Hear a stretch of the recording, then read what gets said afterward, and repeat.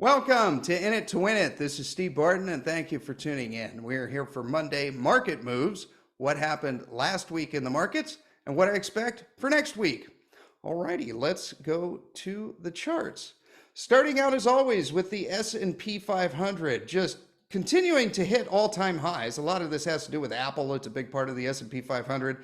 Apple shot up, and so did this as well. Let me just show you guys how technically stretched we are here. Look at this is RSI, MACD, and stochastic. So whenever it's up at the top part of this, that's generally the time to sell. Whenever it's down at the bottom, that's generally the time to buy. And look at how this is in the daily. I'm going to switch to the weekly here. Screaming in the clouds. Monthly, same thing. I mean, you know, the longer the time frame, the more accurate it is. And generally, when you get to like 70 on RSI, that's pretty much a sell. And we're at 68 in the monthly RSI, which is incredible. Honestly, my bias for next week is probably up some more. We'll just continue clown world here. But yeah, you know, I wouldn't be betting on this, but that's just me. All right, Dow Jones Industrial Average had a reversal bar to the upside last week. It's down 0.5%, probably going to go down for next week. Got a lot of resistance up above it. As far as like on Monday, I would expect this to probably pop just a little bit, but I think that these moving averages are going to catch it and generally kind of force it down. Looks like that way on the RSI as well. And the Qs, think of this as technology making new all-time highs. It's up 3.5% for the week, and why wouldn't it be? So yeah, technology's killing it. And the dollar has also been killing it, ripping to the upside, closed the week at 105.51. A lot of this has to do with some of the fundamentals. The Canadian Central Bank and the European Central Bank have lowered their interest rates, and the dollar is compared to other fiat currencies. And since their interest rates are getting lower, that by nature makes the dollar a little bit stronger in relation to those currencies, so it's going up. I think we got more upside for next week as well. And the yield curve inversion, the 6% change in the yield curve here, and it is, let's see, what it, we still got, I really thought it was going to follow this purple line, this 200 moving average. It's been a couple of weeks and it pretty much kind of blew through that. So I think that is off. But I do believe the Fed is going to cut rates here pretty soon. Vegas odds have them doing it around September for their Fed meeting. So, you know, I guess it's not following this 200. Maybe it'll get caught by this 400 here and eventually go up. But until we get above this white line, short duration debt is still paying more than long duration debt. And for your cash, the 1-month treasury is still paying north of 5%, but look at this. It's now 5.35. It has been 5.37 for a long time. Not much of a change, but it is a change, showing that traders think that this party is going to be ending soon. So food for thought. Gold is up 1% for the week. Last week it was 23.08, closed the week at 23.49, pretty exciting. Now it's probably going to hit this 50 daily moving average. This yellow line also got the 20 right above it, so a fair amount of resistance right there. Our first level of support is going to be around 2,300, and then next level of support is going to be 2,250. Gold divided by the S&P 500. So basically, how much gold does it take to buy one share of the S&P 500? And it takes more gold than it should. In my mind, once we get to 1-to-1, we may want to trade some of our gold for the S&P 500, but we're a ways away from that now. We're at 0.43. And gold divided by GDX. So basically, since we're betting on the miners, we want to see this chart go down, meaning that the miners are outperforming gold. Right now, for the short term, gold is outperforming the miners. But if Rick Rule and ourselves are right, this is the time to be betting on the miners. We got some best buys coming up. And yeah, I like the miners a lot right now. I think this chart, as time goes on, is generally going to go down, which means the miners will be outperforming the metal itself. And CEF, physical, air quotes, physical gold and silver that you can play in the stock market, essentially pallets of gold and silver bars, is up 1.75% for the week. As far as entries on this, maybe a limit order around 21.75 and then another one down here around 21 if you're really itching for a bet next week. GDX, okay, this one is down 0.4% for the week. Like seeing that coming into a double bottom right here. So if you don't have any in GDX now, I think is a decent time. I don't like the technicals here. I'd like to see them get sold off a little bit, but let's say you're going to bet the bet is 100, maybe place 10% right now, and maybe another 20% down here at like 32.50, and then try to catch another 30% bet down here around $30.50. GDXJ, the junior gold miner ETF, this is down 0.25%, also kind of coming into a double bottom, like a bet right around 40 bucks, right around here, maybe $40.50. That would come into a nice little double bottom. That would get the RSI down a little bit lower, and 40 bucks, and then maybe kind of a stink bid down here around like 38. That would probably line up with the 200 moving average once it got there. And Adam says, could you please comment on who is the best royalty company right now, mainly with gold and silver and possibly a little bit of copper, in your opinion? All right, well, I put them in order here, Adam, and this is my favorite. This is the safest one. This is Franco-Nevada, and if you don't have any, my goodness, this looks like an amazing double bottom right here with a reversal bar to the upside on Friday. They are just paying a dividend. They did on Thursday of last week, which drove a little bit of the selling there, like a buy right now.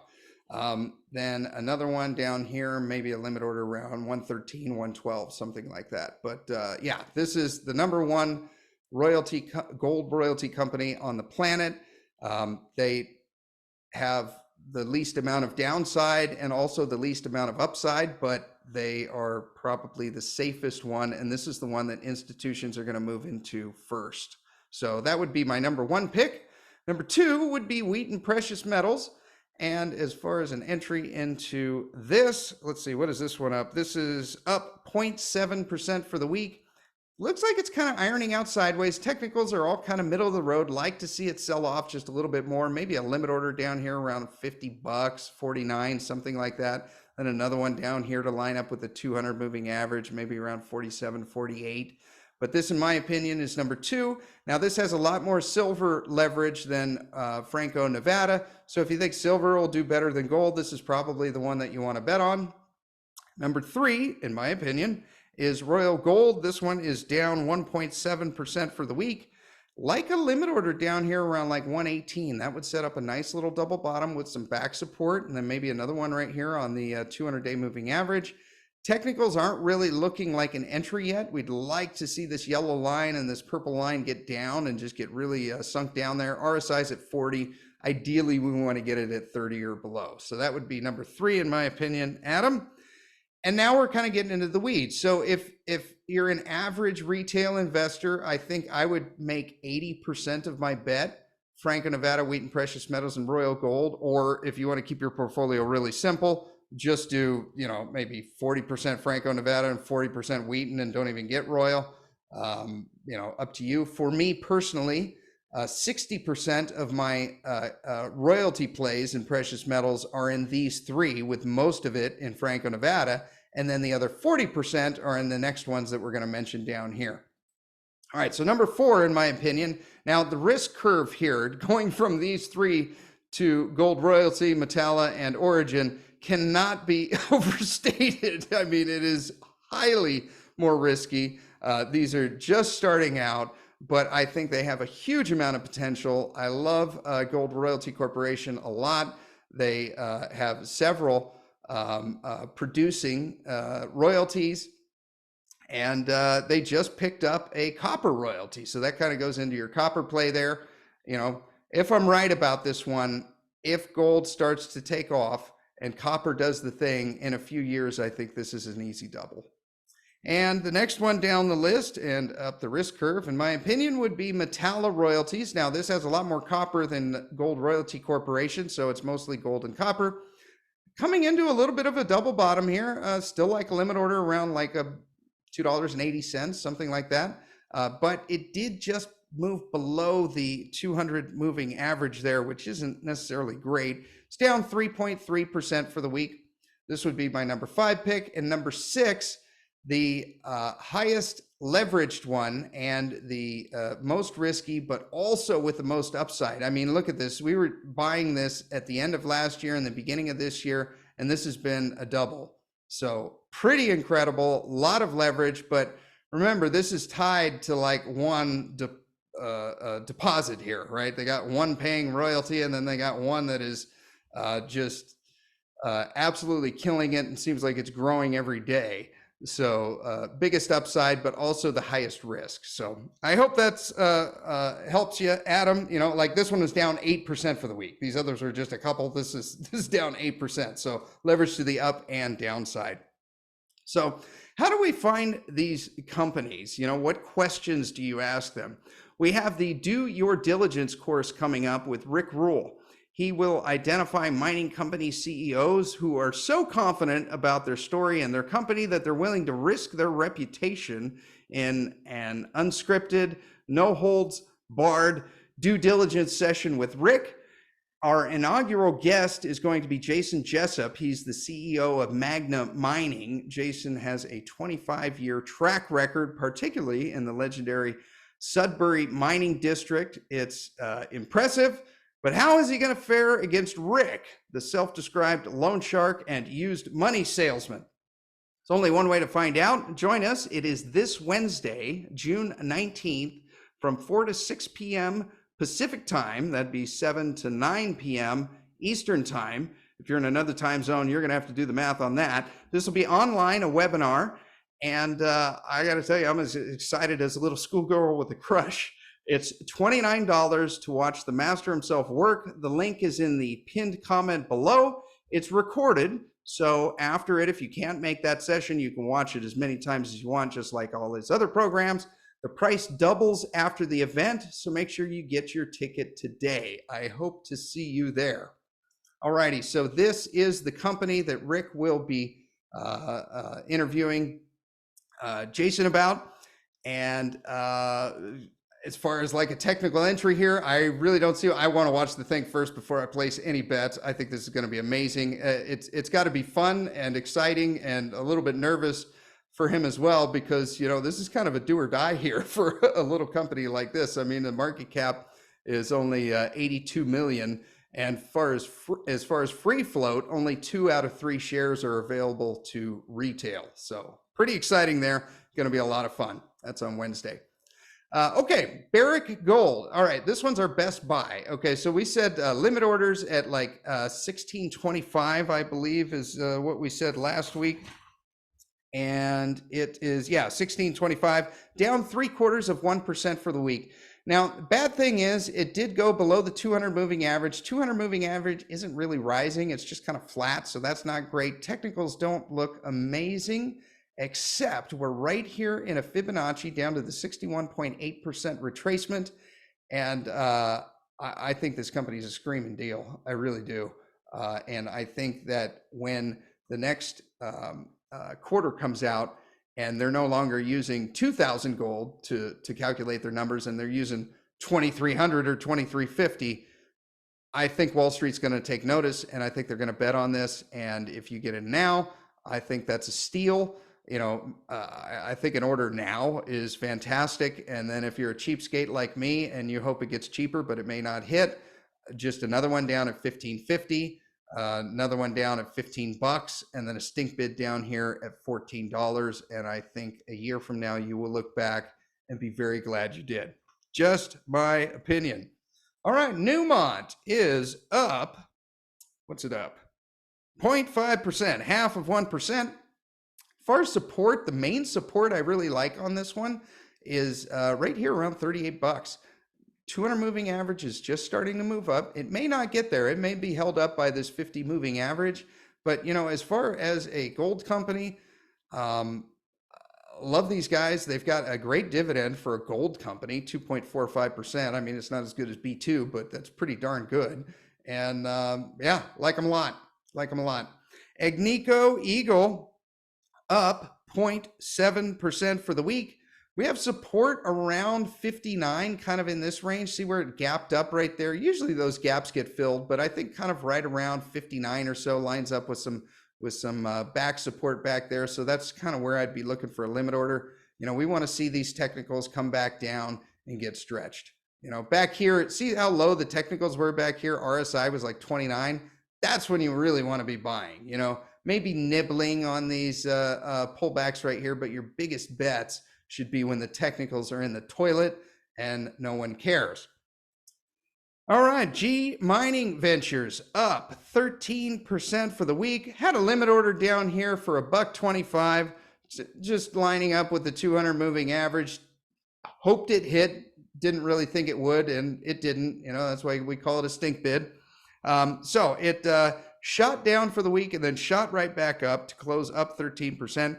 The Reunion Gold acquisition, the vote passed, and that's why it shot up. So the project remains on schedule and on budget for commercial production in second half of 2024. The total project progress is 97%, so construction is essentially complete. They've got 2 million tons of ore stockpiled ahead of schedule, just ready to start running it through the trommel, and they're building a stockpile of crushed ore so they can start running on this thing. So, you know, I don't know that we'll get back down here to 135 like it hit on, what was that, Tuesday? But, you know, if we do, that would be a nice entry point. If gold gets hit, this could actually get hit down, but I think we've probably seen the bottom there. And Rio 2 is down 2% for the week. So we had this cup and handle that broke out and then it's starting to consolidate back down. I think we're kind of getting into the boring part of this one. They're not going to start construction until September. So I think people had this nice little run up in news and then people are getting bored and they're like, why did I buy this? What was the project? I don't really understand it. I think it's just kind of getting sold off here. But I think kind of anywhere around now, maybe 35 cents, maybe get a stink bid down in here for 30. You know, if we have a recession, this thing's going to get hit. And your limit orders will hit, but don't really see anything on the technicals on a lot of these gold stocks that are getting me super excited. We need to see them sell off just a little bit more. And silver is up 0.1% for the week. Cup and handle, what was that? Oh, okay, I got a question, can't remember who. They were asking me, do I see a cup and handle for silver? Now, I actually watched another TA go through a cup and handle on this, and maybe I don't understand cup and handles, but I don't see a cup and handle here at all. Let me draw it for you here, and this is why. So they're saying this, and then this is like a giant handle here. The problem I have with that is if we run the retracement here, and maybe you guys know better than I do, but you know, I was taught that if the retracement, the handle, if it breaks through the 50% retracement, then there is no cup and handle pattern. And this not only broke through the 50% retracement, but it did so for a period of a decade. You know, I just don't see a cup and handle there. And then one of the other guys I was watching said that there's a cup and handle right here. I still don't see that because let me draw it. Okay, so if we were to start the cup right here and then kind of run it like that, and maybe this is the handle and they're saying that's the breakout, but I also don't see that either because, you know, we run the retracement here and it went through the 50% retracement, and I mean probably retraced down here to like 80%. And stayed there for a long time. And yeah, I just don't see a cup and handle pattern in here. I like silver a lot, but I don't like it for any cup and handle here. I just don't see it. And maybe I'm wrong about that 38 and 50% retracement for a cup and handle. That's certainly possible. You know, put it in the notes below and let me know what you think. Now, as far as entry points here in silver, I think we could have a little bit more selling pressure, especially if gold gets hit, but it is kind of trading in a bit of a flag pattern here. So I would expect it to kind of bounce between, you know, 28.50 to maybe 31 until we break out of that bull flag. And gold to silver ratio broke down. Basically, we'll round up here and say it's 80 to 1. So it takes 80 ounces of silver to buy 1 ounce of gold. Pretty exciting. Got as low as 72. So if you want gold to perform, you want this going up. If you want silver to perform, you want this chart to go down. But looking like silver might actually get cheaper in relation to gold. SILJ is down 0.9%. We'll call it 1%. Looking like we might be coming into a double bottom right here.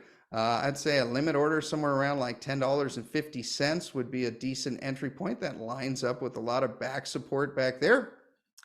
Pan American Silver was flat for the week. We had the cup and handle, broke out, upside target to 28.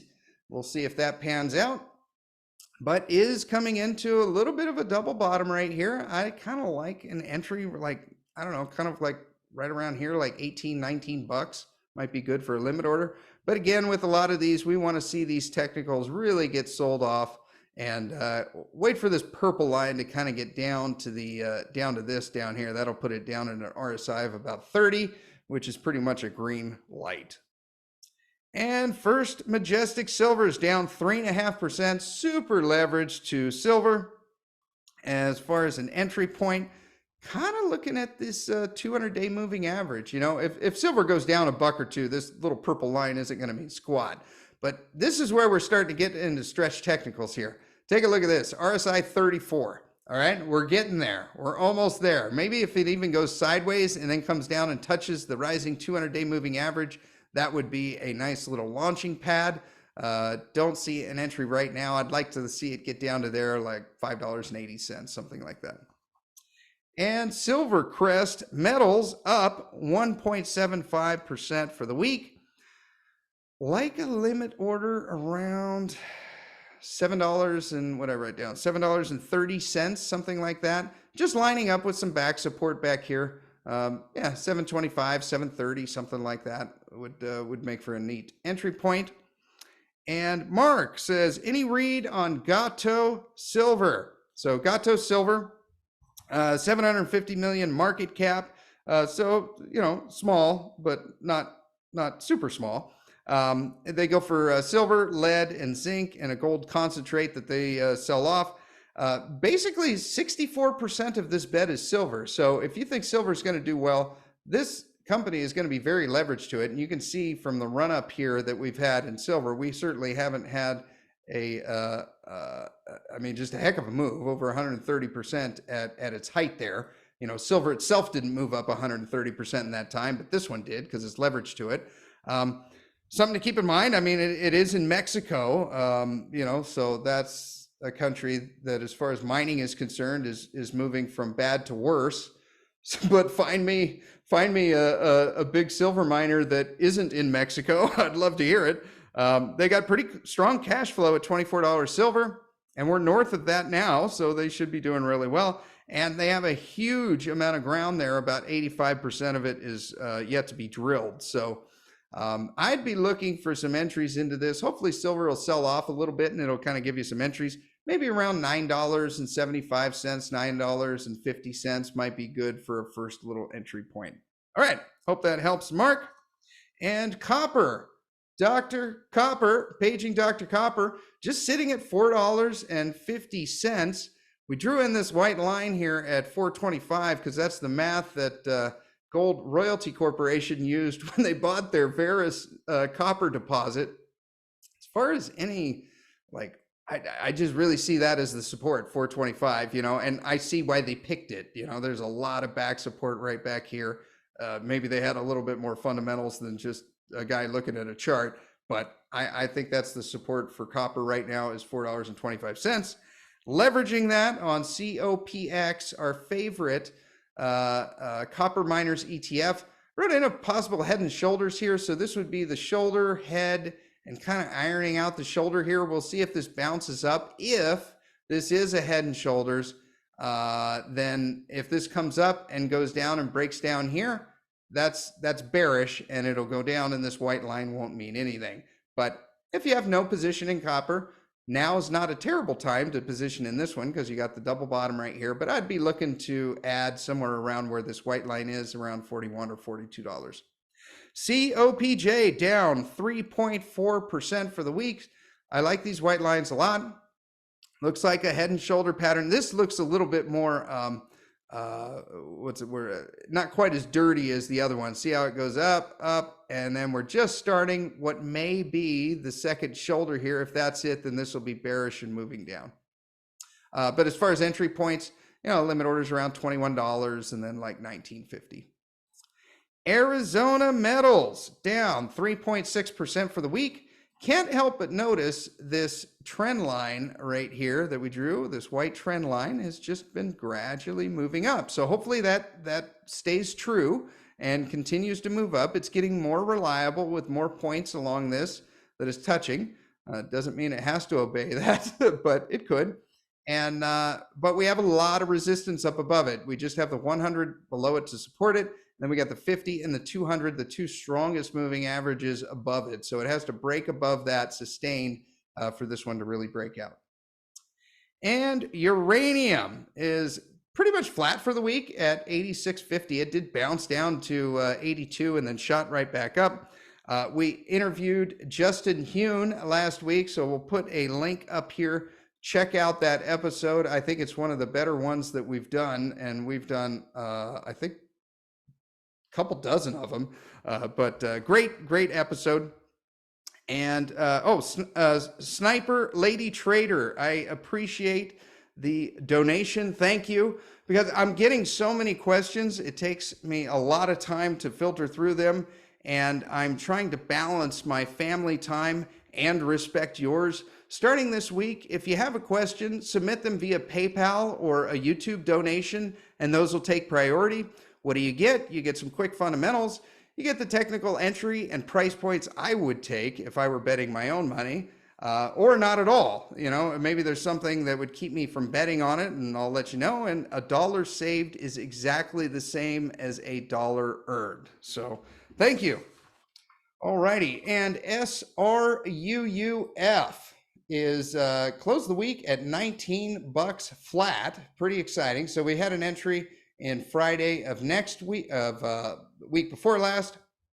Thought that was pretty sweet. We got it at $19 as well. Got as cheap as like $18.30. So that was a tick if you could catch it. Justin Hune also used this as an entry point, and the way he found it was the same way we did. So it was good to get confirmation from a pro like him betting on uranium. And what he was doing is he's just looking down at this RSI down here, you know, and it got, you know, below 30, got to 27 on the daily, and that's a pretty textbook entry. So would expect this to break up, and that's probably a bottom. You may get a second chance here, and it might do like a double bottom, possibly get it even cheaper, but I don't think so. The discount right now is like 10%. So I don't think it's going to get much more than that. Maybe it will. Maybe it'll get down to 12 or 15%, but I think that's pretty unlikely. Up to 65.5 million pounds, 10% discount, almost $6 billion worth of uranium sitting in a warehouse unavailable to the utilities.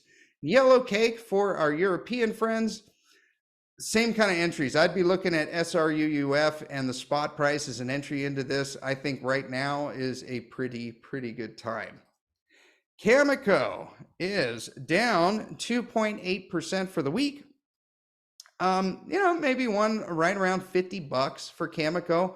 Been kind of saying that for a while, like, you know, $49, $48, $50, somewhere around there would be a nice entry. Maybe you'll get lucky and get a sell-off down here to like 44, although if uranium stays above 85 bucks a pound, I don't think that's going to happen. Kazatomprom down 1.75% for the week.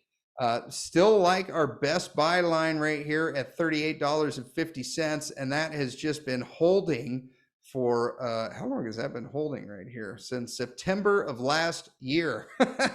Pretty cool. So just best buys around $38.50. This company pays a screaming dividend once a year. Biggest uranium miner on the planet. And URA down 1.3% for the week. Drew a little circle right here. Just right around this 200 moving average You know, if you can remember for URA, I think if you can get this thing for 30 bucks, that's a deal. It's at 29.50 right now, so the cheaper you can go, the better. URNM, the number to remember is 50 bucks.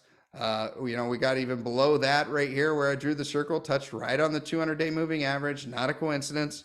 Okay, just 50 bucks, I think you just buy it at 50 and then go fishing for a year, and I think you'll be pretty happy. Same thing with URNJ. I thought I put in a limit order last week, but I checked my brokerage account and there was nothing there. So if this gets, just because I'm cheap, I'm probably going to put one in here for like 24, 25, something like that, maybe 24 bucks.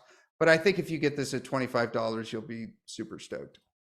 URNJ divided by URNM. So the juniors are outperforming the majors, and they have been doing so for over a year. So I think we're in the stage now, like in gold, we're in the stage of betting on the major miners. I think in uranium, we're moving into the stage of betting on the junior miners. So I like URNJ the best for retail. UROY is down, it's up 0.8% for the week.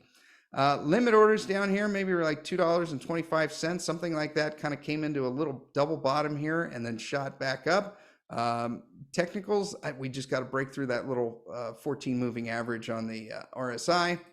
And the U's up 1.3% for the week. This is kind of interesting. I didn't notice this until just now. There we go. A little bit of a retracement in here. So maybe a limit order around $5.80 if you really believe in this company. We've got a decent amount of support around where we are now, around $6. But, you know, if you want to catch a deal, I think 580, 575, something like that. Uranium Energy Corporation falling out of the sky, caught a bid and bounced right back up. So as far as any entries into this, this one's down, what is it, 1.3% for the week. That was a tick if you could catch it, around $5.50. When we kind of go back a little bit more, I mean, there's a fair amount of support down here around $4. I don't think it'll get there, you know, unless we get a recession right away or something. But yeah, I like this one a lot. Caveat, I'm in this one for free. It ran up so much, I got back my original position, paid myself and paid Uncle Sam. So I'm a little biased. I'm not going to buy anymore. But you know, if you're looking for an entry, I think down around here, around 550 is a decent bet. And Boss Energy continuing to fall down, blew through the 200 moving average. What we got now to catch it, lining back up with some back support for a little bit of a double bottom down here. Look at how stretched the technicals are getting. RSI is down at 29. That's exactly what you want to see. Okay, pretty exciting. Look at how stretched these are. So if there's any buy around here, it would be around when the technicals are where they are now. So maybe a limit order around $2.50, something like that. Come in for a little double bottom and take it off. And crude oil, the oil portfolio is the dividend portfolio. Oil is up, crude is up 4% for the week, looking really good. Thought we were going to keep getting sold off, didn't happen, shot up. It got some major resistance right above where it is now, around $80. Got the 200 moving average and the 50 moving average sloping down, although technicals are looking pretty strong to the upside, so maybe it'll blow right through that. And gold divided by crude oil, so it takes 30 barrels of oil to buy 1 ounce of gold. I thought that was kind of cool. XLE is down 2.2% for the week, had another limit order hit. So remember, we drew these weeks ago. And so if you're following this and you just found out about oil, this is how you can play it. You place 10% of your bet here, which already hit, and 20% of your bet right here, and it just hit. 88.65 is hit. The next one will be 86.25, and hopefully it gets down there. It's kind of interesting that oil price is moving up and these oil stocks are moving down, so creating some buying opportunities. ExxonMobil down 3.2% for the week. Best oil company on the planet. Put in a limit order for 110. It hit. And I got the next one in here for 108. And the one after that, the stink bid, is at 101, just lining up with some back support back there. And Chevron is down 2.25% for the week. I like this one a lot. I don't own it other than what I've got in XLE, but great company, getting cheaper by the minute. I would say limit orders in now, and maybe the next one down would be like 148, 149. And Barry says, what do you think of Occidental, Steve? I like the high beta and think the potential of breaking through the massive trend line from 2010 is huge. So I zoom out here on this trend line. We'll go out to the weekly here so we can see the thing. Maybe decent, reliable. This one doesn't really hit, but I can see how traders would use that. So once, twice, 3, 4, 5, 6 times. I mean, semi-reliable. Yeah, I suppose that could be considered a breakout if it goes there. I look at this more as just like, this is Warren Buffett's favorite as far as oil goes. Getting pretty cheap. It's leveraged more to the upside and downside. The dividend isn't as great, which is why I don't like it as much. But maybe an entry now, and then some limit orders down here around $57, $56. Blackstone Minerals down 2.25%.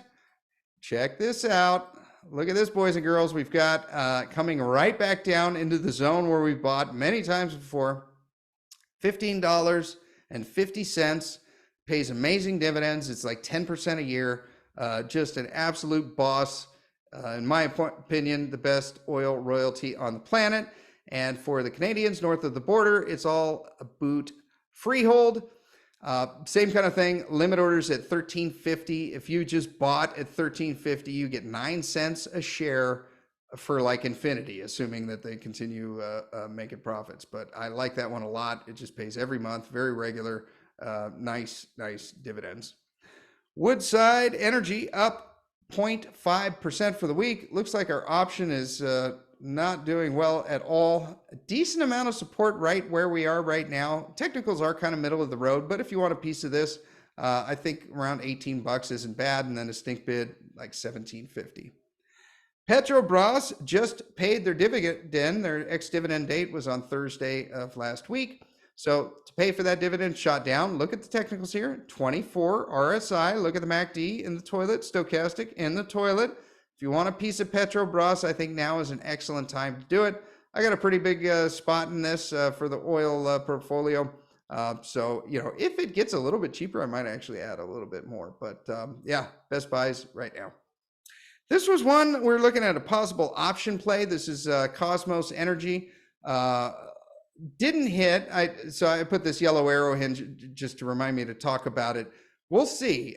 Some serious back support kind of around there, which is around $4, up to $5, $4.90, somewhere around in there. So I'll be watching this. Technicals are getting really stretched, but we do kind of want to see some kind of reversal bar or something going back up. And natural gas down 1.25% for the week. Yeah, that's about it. Don't really see any technical entries for this. And if you were going to bet on it, it'd probably be UNL. Closed basically flat. Pretty close correlation under the 200 moving average. Favorite one here is Devon Energy. Got a limit order in here for $43.25. Their ex-dividend date was Friday of last week. So shot down a little bit on that. Like a limit order right around where it is now, maybe a stink bid down here, kind of where I got it, $43.25, and then maybe $41. Equitable down 3% for the week. We've got support 39 on the 200 moving average, and then also down here around 34, lining up with some back support. And coal, this one's exciting. Thermal coal closed the week at 135. Met coal closed the week at 252, and check this one out. The coal ETF is actually getting cheaper. I pretty much did my last bets right here, but I might nibble just a little bit more as it gets cheaper. I think a limit order now is good, and then another one back down here at 23, and then another one down here maybe like 22.50. And Glencore is down 2.6% for the week. Kind of in a resistance area right here around the 400 moving average. But the one I like a lot is right back down here around this rising 200-day moving average around $11. By the time it gets there, if it does, the RSI should be down around 30. And AMR, Alpha Metallurgical Resources, is down 4% for the week. We had a limit order hit here for 292. We've got last and final one in here at 290. Hopefully it hits. I think it will. And so, yeah, excited about AMR. That was Matt Warder's #1 pick. #2 pick, Warrior Met Coal. Yeah, I think now's a good time, and also probably at 62. And then I think he said Laser Eyes is around $60. Peabody down 4% for the week. Kind of coming into a little bit of a retracement here. Let's see. So we run that and blew through it a little bit. I mean, if we went on the close, it's kind of around there. No, probably not worth drawing. But basically around $22 is a pretty good deal, which is kind of where we are now. Like that one for Peabody. And ARLP, this is just a dividend. It's just amazing dividends right now, but the technicals are really stretched. It's had quite a run. We want to see this come back down at least to the 200 moving average before even thinking about an entry point. And we have Platinum. Platinum closed the week at 958, down 1.3% for the week. And yeah, still like 235. Technicals are getting pretty stretched. Easiest way to bet on that is PPLT, the Platinum Physical Platinum Trust. So I think a limit order around 85. We're almost there, and then a stink bid around $80, lining up with a bunch of back support. This is platinum divided by gold, still historically cheap. It's at 0.4. We think I believe this will get back to 1-to-1 and possibly even 2-to-1.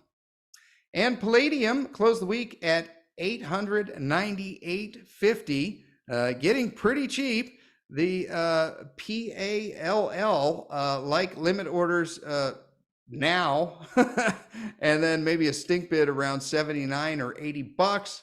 The way we're playing that is SPPP, so pretty exciting.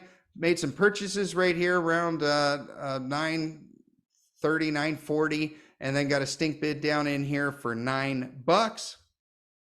Nickel futures came down 2 3/4% for the week, and the easy way to bet on this is NIKL. We had our limit order hit for $13.25. Last order is here for $12.60. So love a buy right now. And Centaurus Metals down 3% for the week. I think we're going to be making some entries into this. Would just like to see this get sold off a little bit more. I think nickel has a little bit more downside, and that should hit this stock pretty good. They are coming out with a feasibility study soon, so we're going to probably want to get it before that comes out because I think it's going to be good. This is the Australian Stock Exchange for Centaurus. So I was just looking at this to kind of try to find some entry points. And iron ore down about $1. Closed the week at 107.33. And leveraging that with BHP, we're in the buy zone again for BHP. Blew through the retracement, but sometimes things are cheap enough. Looking pretty good now. And then I think a stink bid at 55. Rio Tinto hitting right in the retracement here. I'm cheap, so I'm going to wait. But, you know, if you want a piece of Rio Tinto, I don't think now's too bad of a time at all. RSI is 36. You know, we want it down around 30. I do think there's a little bit more downside, but probably not a whole heck of a lot. And this one's kind of exciting. So cocoa and coffee. Cocoa is down 2.3% for the week, and coffee is down 0.2% for the week. And the way we bet that was on Nestle. You guys remember this one. Once they were really expensive, and thank you, Adrian Day, shot up, hit the 200-day moving average, came back down. We'll see how this one irons out. I'm excited to see what this does when coffee and cocoa actually come back down to earth. And Bitcoin, we've got the bull flag breakout, just kind of hanging around here. You know, it's 66,000 right now.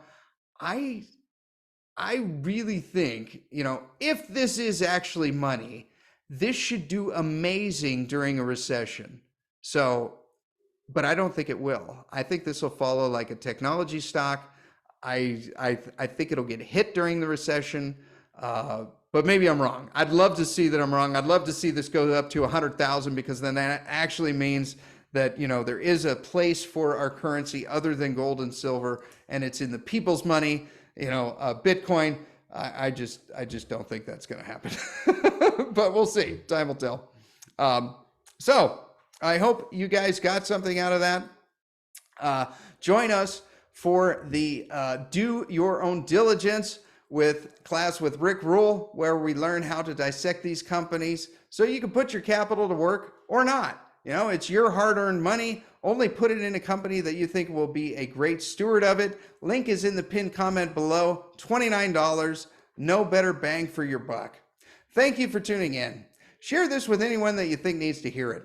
It's probably your buddy that can't stop talking about tech stocks. You have yourself a great rest of the day, and we will talk to you next time.